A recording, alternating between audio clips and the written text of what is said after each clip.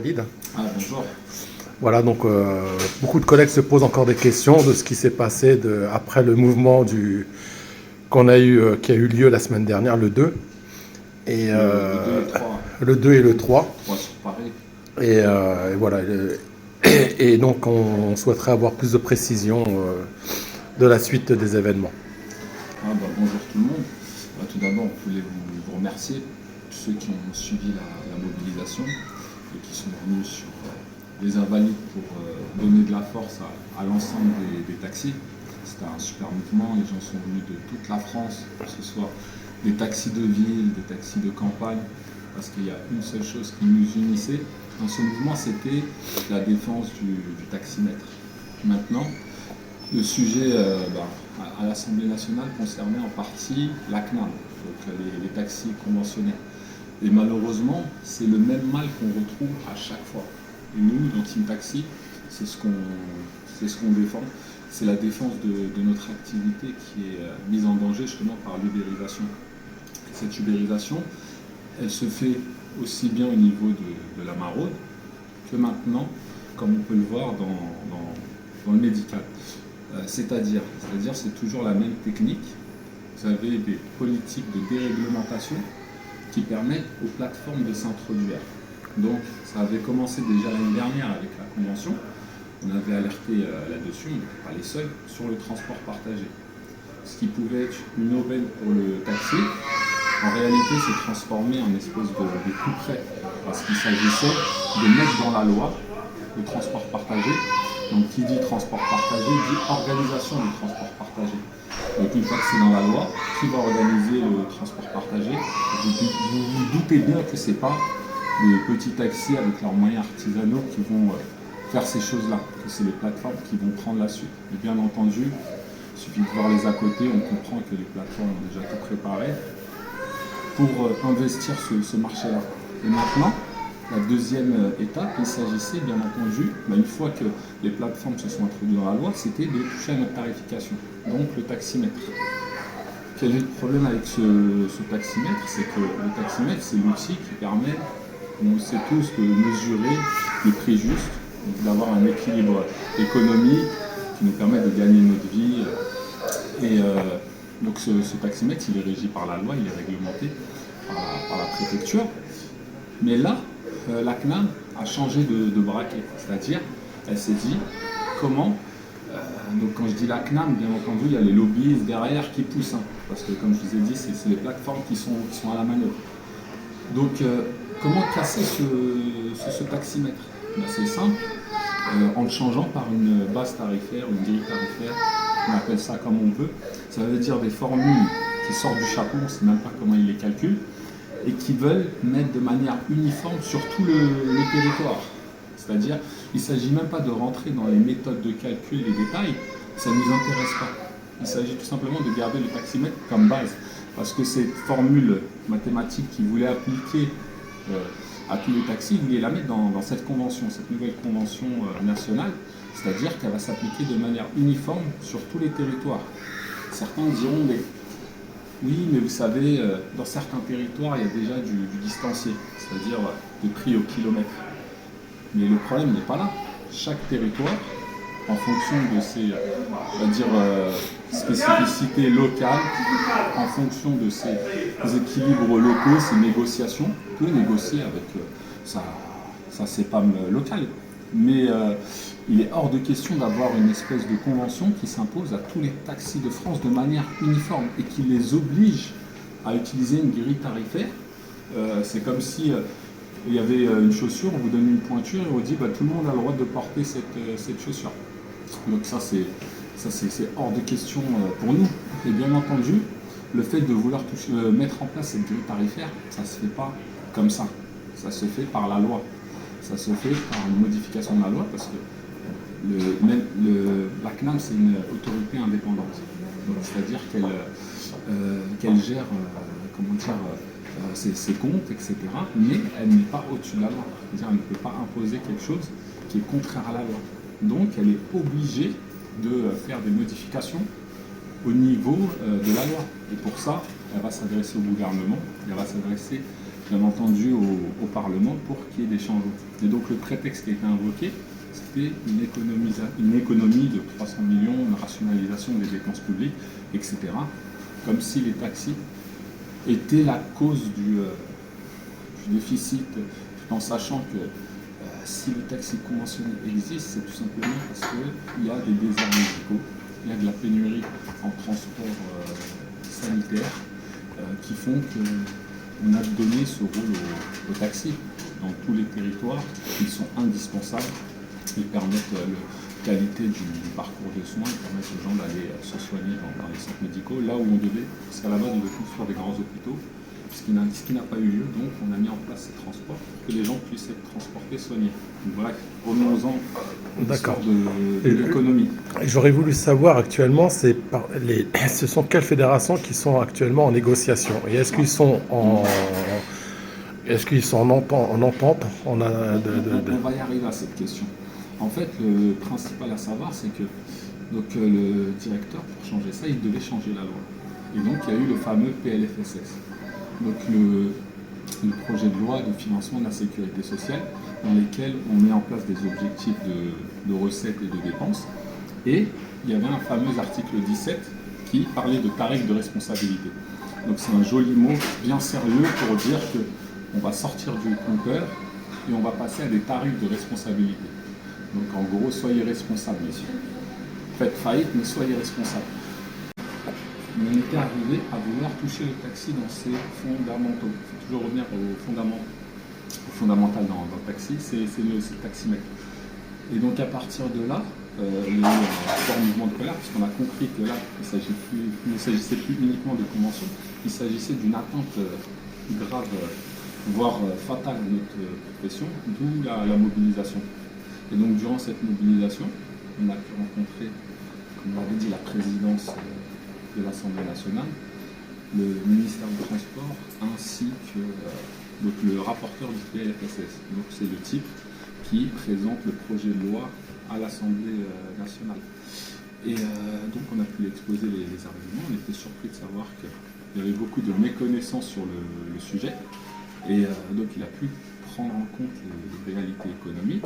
Donc toute la force est de justement faire que dans le prochain PLFSS, il n'y a pas d'atteinte à notre compteur et qu'on ne mette pas ce tarif de responsabilité en activité.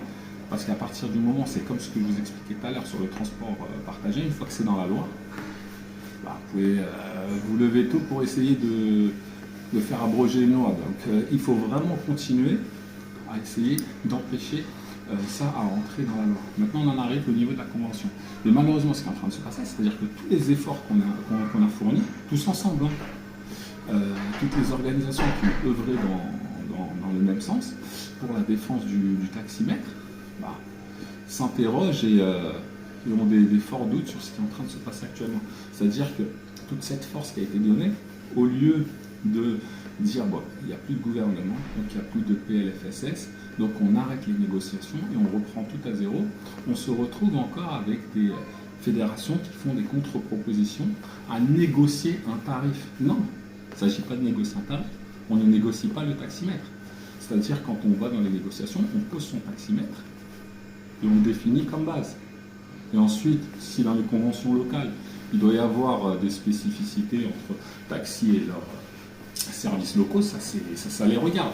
Mais en aucun cas, on peut imposer les mêmes contraintes et sortir du taximètre à tous les taxis de France. Ça, c'est inadmissible, c'est intolérable. Et donc, c'est pourquoi on appelle justement toutes les organisations qui sont dans le taxi à mettre cet argument en avant. Le taximètre, on n'y touche pas. Ni dans la loi, ni dans la convention nationale. Ça, c'est important parce qu'il faut savoir qu'on ne peut pas imposer à tous les taxis de France une seule et même ligne de conduite. Et en plus, maintenant, on en arrive justement à la logique de cette base tarifaire. Il faut savoir que tout à l'heure, je vous parlais des différents secteurs de l'ubérisation dans le taxi, soit la rue, la maraude. Mais en fait, il faut savoir que les plateformes, elles, leur objectif premier, ils ne l'ont jamais caché, c'était de casser le taximètre. Donc ils ont besoin d'avoir des bases tarifaires qui leur permettraient justement mettre en place leur propre coût. Parce qu'ils n'ont pas la main sur le taximètre. Le taximètre, c'est ce qui va définir le prix et ce qui va faire en sorte que le client, l'organisme vous paye. Et demain, si vous avez des prestataires qui définissent des tarifs pour vous, vous n'avez plus la main dessus, c'est les plateformes qui ont la main dessus et elles peuvent rentrer sur ces différents marchés. Donc c'est tout l'idée de sortir de la réglementation, donc la fameuse déréglementation dont on fait part. Et là, c'est par le biais de la CNAM. Donc une fois qu'ils auront réussi à s'introduire par cette faille, ils iront sur d'autres secteurs, comme comme le taxi réservé. Demain, on vous dira, bah, écoutez, sur la course réservée, ça ne sera pas le taximètre, ça sera un prix défini sur une base tarifaire que vous accepterez ou non, mais voilà, si vous voulez travailler avec une plateforme, ça sera ça. Donc c'est pour ça que c'est important de se dire qu'à partir du moment où vous regardez votre taximètre, vous éloignez les plateformes de votre activité et vous gardez en partie le contrôle de votre activité, de votre métier, de la pérennité de votre métier. Donc c'est vraiment important de se concentrer là-dessus. Et dès que vous entendez parler de base tarifaire, de négociation tarifaire, là vous savez qu'on essaie de piloter votre taximètre et qu'on cherche tout simplement à récolter les fruits. Donc toujours dans la même logique, c'est-à-dire que faire de vous demain des travailleurs de plateforme. Donc les taxis, c'est quand même des gens qui passent des dizaines d'heures, 60-70 heures derrière leur volant. Et c'est à eux d'être les pilotes de leur activité, de leur taximètre. Hors de question qu'avec tous les coûts fixes, tout ce qu'ils fournissent, les autorisations de stationnement, leur force de travail, leur santé qui est engagée, que quelqu'un vienne vouloir prendre le contrôle avec des algorithmes, avec des plateformes, et faire de vous juste un espèce d'esclave qui va alimenter ce système-là. Donc maintenant, les gens vont dire, mais pourquoi ils disent ça? Ils sont réfractaires aux technologies. Il ne s'agit pas d'être réfractaire aux technologies. On utilise tous la technologie de nos jours. Mais c'est de faire du taxi une composante essentielle de cette technologie et d'être maître. C'est-à-dire que s'il y a des intermédiaires qui veulent s'immiscer, qui viennent avec le taxi comme partenaire, comme collaborateur, qui fixe un cahier des charges qui lui permettra de ne pas voir ce marché lui échapper. Mais hors de question de subir une espèce de pression de dumping social qui permettrait justement aux taxis de se faire la guerre entre eux, de baisser les prix, et surtout ce modèle-là permettra de faire entrer d'autres acteurs, des transporteurs privés qui vont vite avec des grosses machineries, des gros sous, etc., mettre en place des flottes pour mettre dessus des salariés et récupérer tout ce marché. Donc malheureusement, il y a beaucoup de dissensions dans le taxi, beaucoup de divisions. C'est comme si vous aviez un gros gâteau, donc ils ont pris à peu près 90% du gâteau, ils l'ont mis dans le frigo, et ils nous ont laissé une petite part sur laquelle on est en train de s'entretuer. Donc c'est pour ça que nous, chez Team Taxi, on essaie de promouvoir l'union au maximum, parce que pour nous, il n'y a aucun intérêt avec le roi du cimetière. On laisse ça à certains si ça leur plaît. Nous, c'est vraiment de continuer à faire vivre notre métier et faire vivre notre taximètre et continuer étape par étape à, on va dire, garder pied dans notre métier. Et bien entendu, là, si ce qui nous avait offusqué là-dessus, c'était la sortie du taximètre, parce qu'on voit le danger, non seulement pour les taxis conventionnels, mais aussi pour le reste de la profession. C'est-à-dire que ça va créer un précédent qui va faire que se multiplier, une base, une jurisprudence que vous voulez. Et bien entendu, on est focalisé sur les lumineux verts. Ce qu'on appelle les lumineux verts, c'est les lumineux qui ne sont pas en charge. Et donc on voit tous les jours la détresse, aussi bien dans les stations, dans les gares, les aéroports. Donc il faut savoir que nous, Team Taxi, de façon modeste, on n'a aucune prétention, celui qui peut faire mieux, grand bien lui en face. Au contraire, on sera content et on se rangera derrière lui. C'est de justement garder pied sur le métier et éviter justement que cette ubérisation qu'on voit aussi bien dans les gares, dans les aéroports, avec la maraude, avec les stations, etc., font que l'activité est de plus en plus menacée. Et Donc ça passe par là. Donc c'est pour ça que je disais, il faut revenir aux fondamentaux. Nous, le taxi, on a une palette de secteurs d'activité. Il faut qu'on garde notre rôle là-dedans et qu'on évite de s'écarter de cette ligne-là. Et je veux dire, moi, les petites guerres, etc., ça me passe au-dessus de la tête. Hein. On est tous derrière notre volant, on est tous des travailleurs. Donc il est important que justement on cherche plutôt la concorde, à converger et qu'on cherche une petite. Faut qu'on cherche des consensus où on peut travailler ensemble. Et nous on invite tous ceux qui pensent qu'ils rejoignent nos idées, pas toutes nos idées, mais les combats qu'on mène, à nous rejoindre sur l'action. Ça a toujours été comme ça, on définit un axe, un consensus. Si les gens se sentent concernés, ils sont les bienvenus parce que le gagnant, ça sera les bénéficiaires seront les taxis et ceux qui ne veulent pas, libre à eux de continuer sur leur chemin. Donc c'est pour ça qu'on souhaite vraiment appeler à être vigilant sur ce qui va arriver parce qu'on sait qu'on va avoir une année 2025 qui va encore très très mouvementée. Est-ce qu'on va avoir un gouvernement qui va suivre la même ligne politique, qui va continuer encore sur un axe néolibéral de déréglementation, de donner ça aux copains, etc. Et sous fond de réduction des dépenses publiques, ou est-ce qu'au contraire, on va avoir une véritable reconnaissance de l'intérêt général et faire en sorte que les travailleurs soient respectés dans leur dignité, dans leur activité, et sur ça on restera vigilant. Et une question, on souhaiterait savoir si les fédérations ont compris cet enjeu-là actuellement, ou voilà, par rapport à ce qui est en train de se passer, parce qu'apparemment ils sont vraiment en division, ils sont 4 fédérations, et on commence à s'apercevoir que certains commencent à reculer par rapport au forfait, et d'autres continuent à parler de négociations. Est-ce que tu peux nous éclaircir un petit peu sur cela? Alors, moi, les informations que j'ai, c'est qu'il y a 2 fédérations, donc je crois FNDT et FNAC, qui sont à la table des négociations, qui négocient justement le taximètre. Donc on les appelle à revenir à la raison et à mettre le taximètre sur la table. On ne négocie pas le taximètre.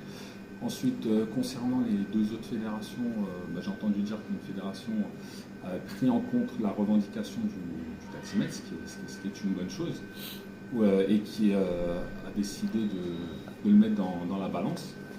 Et enfin, donc ça c'est la FNTI. Et ensuite vous avez l'UNT qui a une approche un peu plus politique, c'est-à-dire qui a saisi le Conseil d'État, qui a compris la question essentielle du tarif de responsabilité qui voulait être mis dans la loi, parce que c'est de là que va découler entre guillemets tout le reste. C'est-à-dire que c'est simple. Maintenant, si demain, Fatom et son administration, ceux qui veulent activer cette chose-là, arrivent à convaincre les fédérations de négocier le taximètre, quelle légitimité, quelle crédibilité on peut avoir devant le gouvernement et le Parlement en leur disant on n'est pas d'accord, l'ADN de notre métier c'est le taximètre. Ils vont dire mais vous avez des organisations qui sont pour. C'est qu'en réalité vous êtes divisés sur la question et que vous remettez en cause vous-même votre taximètre. Donc Fatom est en train de chercher les arguments à présenter auprès des pouvoirs publics pour pouvoir faire valider sa politique de destruction du taxi dans le médical. Donc c'est pour ça qu'il ne faut pas donner du grain à moudre. Et il faut à tout prix, moi c'est une chose que j'ai pas compris, c'est bon, il y a des agendas à respecter, etc. Et je veux bien, mais à partir du moment où le PLFSS et le gouvernement a sauté, pourquoi continuer les négociations? Pourquoi ne pas attendre pour repartir sur des bases nouvelles et savoir dans quelle sauce on va mariner? Donc, pourquoi vouloir faire avancer une convention dans laquelle la CNAM s'entête encore avec sa grille tarifaire? Donc il est essentiel, comme je vous ai dit, d'arrêter tout ça et de repartir sur de nouvelles bases qui sont claires et simples à comprendre pour tout le monde, pour l'ensemble des taxis. Donc voilà l'idée un peu qui se passe au niveau on va dire, des grandes organisations. Donc nous, c'était vraiment qu'il y ait une voie unique qui qui se fasse entendre avec une idée, enfin une revendication sur la table, et qui pourra bénéficier à l'ensemble de la profession. Donc si ça va dans ce sens-là, on peut espérer que les choses changent. Mais par contre, si on continue à avoir des organisations qui jouent le jeu de Fatome, c'est-à-dire le jeu de la négociation, ça va être très très compliqué de se faire entendre. Et de toute manière, l'opinion des taxis, on la connaît, la vie des taxis, on connaît. Moi, personnellement, je ne connais pas de taxi qui est prêt à sortir du taximètre. Même ceux qui sont distanciés vous diront que voilà, ça serait injuste d'appliquer ça au niveau national, et eux-mêmes seront sous la coupe des plateformes et de la CNAM, qui demain peut à tout moment décider de changer la tarification de manière uniforme sur tout le territoire. Donc les taxis seront juste une variable d'ajustement, là où le taximètre les protégeait justement de toutes ces difficultés. Bah écoute, je te remercie Walid. Espérons que le maximum de gens pourront adhérer chez la Team Taxi. Voilà, en tout cas, on te remercie pour le travail que tu effectues actuellement. C'est pas évident pour tout le monde. Et je remercie encore tous les acteurs qui sont venus participer au mouvement du 2 et du 3, et tous ceux qui sont impliqués pour la défense du globe lumineux. Voilà, à très bientôt. Merci bien. Bonne fête à tous. À très bientôt. On reprend la rentrée.